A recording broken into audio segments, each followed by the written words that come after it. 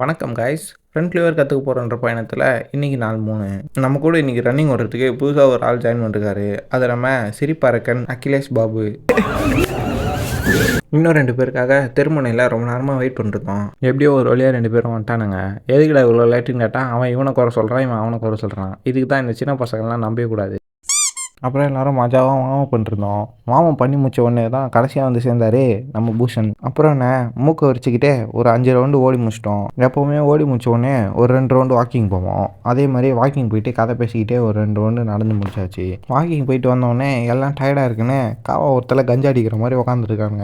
நம்ம சிரிப்பாக இருக்கேன்னு திடீர்னு மோட்டிவேஷன் ஆகி ஸ்கிப்பிங் பண்ண ஆரம்பிச்சிட்டான். சரி எனக்கும் குறா நானும் பண்ணுறேன்னு பண்ணால் கை ஒரு பக்கம் கால் ஒரு பக்கம் போகுது. அப்புறம் அங்கேயே கொஞ்சம் ஒர்க் அவுட்லாம் முடிச்சுட்டு அப்படியே அவனுங்களை அங்கேருந்து கிளப்பி ஸ்ட்ரெயிட்டாக டீ கடைக்கு கிளம்பிட்டோம். அப்புறம் டீ கடையிலேருந்து காலியாகி வீட்டுக்கு வந்துட்டு நம்ம எப்பயும் பண்ணுற வேலையை எல்லாத்தையும் பண்ண ஆரம்பிச்சிட்டோம். நம்ம வீட்லேயே இன்றைக்கி மஜாவாக சிக்கன் பிரியாணி செஞ்சு வச்சுருந்தாங்க. அதை வயிற்றில் இன்ஸ்டால் பண்ணுற ப்ராசஸில் உக்காந்துட்டோம். சாப்பிட்டு முடிச்சுட்டு கடையில் போய் ஒரு 10 முட்டையை வாங்கி வந்துட்டோம். அப்புறம் என்ன வீட்டுக்கு வந்து கொஞ்சம் நேரம் அப்படியே கம்பியை பிடிச்சி தூங்கிட்டு யூடியூப் வீடியோ பார்த்து சோயா சன்ஸில் சேலட் செஞ்சு சாப்பிட்டேன். சாப்பிட்டு கொஞ்ச நேரம் வெளியே சுற்றிட்டு இருந்தேன். அப்புறம் தான் நோட் பண்ணேன், குளிச்சுட்டு சோப்பை வெயிலே வச்சிட்டோம் போல். அடிக்கிற வெயிலில் சோப்பு உருக்கி கிளே மாதிரி ஆயிடுச்சு.